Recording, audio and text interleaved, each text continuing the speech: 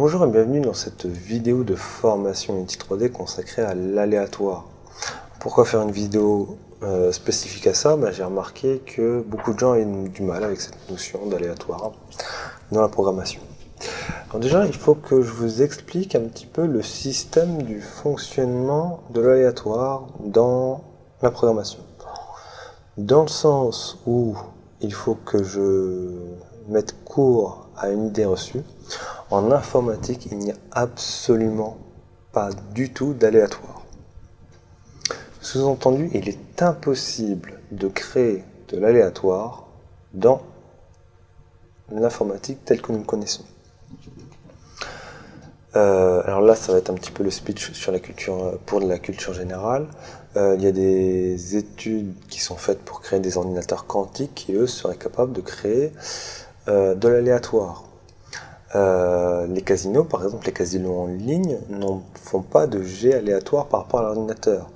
Parce que ce n'est pas vraiment de l'aléatoire. Il y aurait des gens qui auraient envie de récupérer ces données-là. Et donc dans ce cas-là, les casinos en ligne, ils pourraient couler très rapidement. Ou, enfin, pas couler, mais au moins perdre de l'argent. C'est pour ça qu'ils ont un système, ils ont des machines physiques qui font des lancers de dés, des dés assez fast, avec une machine qui va lire les résultats obtenus et qui va relancer les dés, puisqu'on n'arrive pas à simuler cet aléatoire dans la programmation. Il y a plusieurs façons donc de faire la programmation.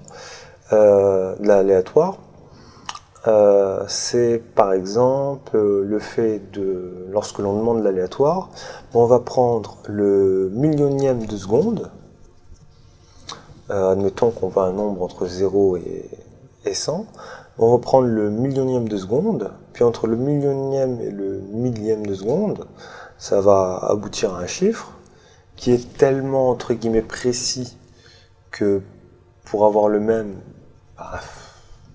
on ne peut pas l'avoir précisément, puisque c'est au moment T où on a coupé le temps qu'on a récupéré la valeur pour faire de l'aléatoire, mais grosso modo c'est pas de l'aléatoire. Si on lançait le script périodiquement toutes les secondes, on aurait cette même valeur d'aléatoire.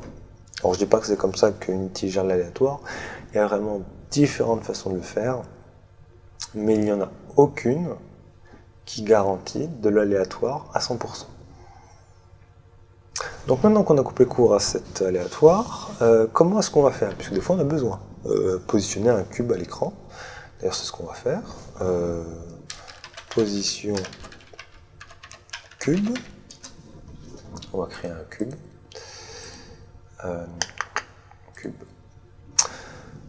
Des fois on a besoin de positionner quelque chose d'aléatoire. Mais on va simuler de l'aléatoire, c'est-à-dire que comme je vous l'ai dit par exemple avec la technique des millionièmes de seconde, on va se servir de ça quand même pour faire de l'aléatoire. Alors, on fait quelque chose de plus complexe, de plus propre, mais bon, dans les faits, c'est pas de l'aléatoire pur.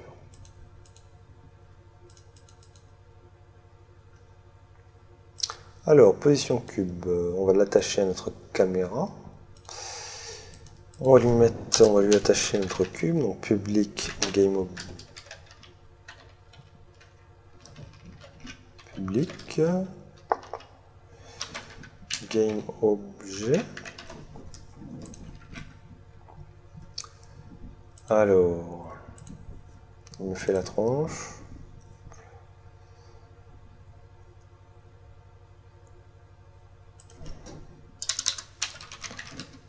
Public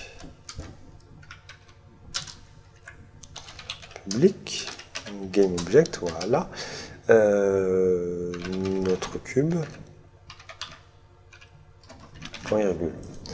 On va attacher à notre script, donc notre cube favori, et on va avoir envie de changer sa position aléatoirement. Pour cela, on va faire appel à une classe qui est particulière, qui est spécifique à cette tâche, qui est random. Random, on va lui demander de renvoyer une valeur. Qu'est-ce que cette valeur? Cette valeur, elle est comprise entre 0 et 1. Mais nous, on peut avoir besoin, par exemple, d'une valeur entre 0 et 50. Mais dans ce cas-là, on va multiplier cette valeur de 0 à 1 par 50. Ainsi, par exemple, si on obtient 0 multiplié par 50, ça fait 0. Si on obtient 1, ça va faire 50. Si on obtient 0,5, ça va faire 25, etc. On va voir les valeurs intermédiaires. Donc on va juste un petit peu illustrer ça. Donc debug.log random value. Hop, je lance. J'obtiens 0,2979,005. Je relance. 0,699478,1. Je relance. 0,40, 15, 45, 6. Si je multiplie par 50, par exemple, alors, on ne se trompe pas, c'est la valeur qu'on multiplie par 50 et pas le debug log. Voilà, j'obtiens 49,85,98,6. Je relance, j'obtiens 4,48, je relance, j'obtiens 2,78, je relance, j'obtiens 40,3, etc., etc. Voilà pour l'aléatoire. Nous, ce qu'on voudrait, c'est positionner notre cube. Alors, on va le cacher, puis on voudrait le mettre dans une position aléatoire sur l'axe des X, des Y, mais pas des Z. Donc, dans ce cas-là, notre cube, donc on va changer sa position, transform.position. On n'oublie pas que ça prend un vecteur, donc new vector. Et en position X, on va mettre quelque chose d'aléatoire, qui va de 0 à 10. Dans ce cas-là, on va faire un jet de random x 10. On va refaire un jet de random x 10 pour l'axe des Z, des Y, mais l'axe des Z, on ne va pas y toucher. Donc notre cube, alors, ça, oui, pourquoi est-ce qu'il ne veut pas de notre cube? Alors, notre cube, voilà, quand même, transform.position, point Z. On ferme tout. Alors, qu'est-ce qu'on fait dans ce script? On va changer la position de notre cube par une position aléatoire sur l'axe des X de 0 à 10, pareil sur l'axe des Y, et par contre l'axe des Z, on ne va pas y toucher. Donc, on va le mettre de nouveau à 0, et on va voir ce qui se passe quand on lance. Eh bien, il s'est positionné à 1,54 et à 4,05 sur l'axe des X et des Y. Si je relance, il n'est plus dans la même position. Alors on va bouger un petit peu la caméra pour le mieux voir. Il est là, on relance. Alors, il est encore parti un petit peu loin.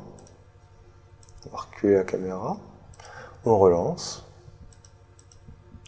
Et à chaque fois, on a une position aléatoire. Vous allez me dire, oui, c'est bien, mais si on a envie de faire de moins 5 à moins 5, par exemple. Mais dans ce cas-là, il faut prendre l'écart absolu de notre valeur. C'est-à-dire de moins 5 à moins 5, ça va c'est 10, donc on ne va pas changer. Et on va soustraire par le nombre négatif. Ici, moins 5. Grosso modo, ça va faire un G de 0 à 1, que ça va multiplier par 10, donc de 0 à 10. Ce 0 à 10, on va lui enlever 5, donc ça va aller de moins 5 à moins 5. Opération de base. Et là, alors ça va pas trop dans l'autre sens. Ah bah si, voilà. Là, ça a été dans l'autre sens. Donc voilà, négatif, négatif, négatif, négatif. Encore une fois, négatif, négatif, négatif, positif, etc., etc. Mais on a une autre façon de faire. C'est-à-dire qu'au lieu d'utiliser cet artifice, on peut rentrer directement notre souhait, c'est-à-dire que l'on veut de -5 à -5. Dans ce cas-là, on fait toujours appel à random. Ce coup-ci, c'est plus valeur, mais un range. Et on va pouvoir indiquer deux valeurs. Par exemple, sachant que ça prend des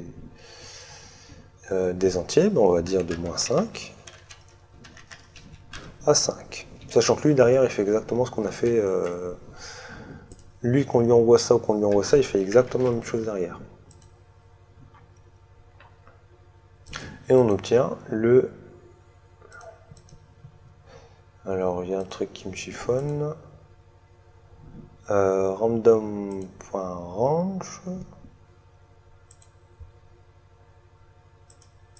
Ça ne renvoie que des entiers.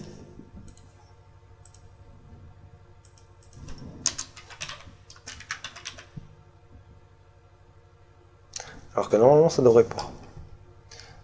Oui, c'est parce qu'on lui a envoyé deux entiers. Alors si vous mettez deux entiers, ça renvoie deux entiers. Si vous mettez deux floats, ça vous renverra un float. Donc là, du coup, je lance. Et maintenant, on obtient bien des valeurs entre -5 et 5 qui va dans les négatifs ou dans les positifs. Voilà, c'est tout pour cette vidéo rapide sur l'aléatoire. Bon, en même temps, l'aléatoire, c'est juste une notion qu'il faut apprendre à appliquer ensuite à vos problématiques, si vous en avez besoin. Si par exemple, vous avez envie de faire des patterns et que vous avez envie de dire, après celui-là, il a tant de chances de faire ça ou tant de chances de faire ça, vous faites un G de 0 à 100. Et puis, s'il a 60% de faire ça, vous dites que de 0, si le chiffre est de 0 à 60, vous envoyez cette première action. Si c'est de 60 à 80, donc dans ce cas-là, une action qui prend que 20, qui a 20% de chance de se produire, vous envoyez cette autre action, etc., etc. Moi, je vous retrouve dans la vidéo suivante avec un grand plaisir. À tout de suite.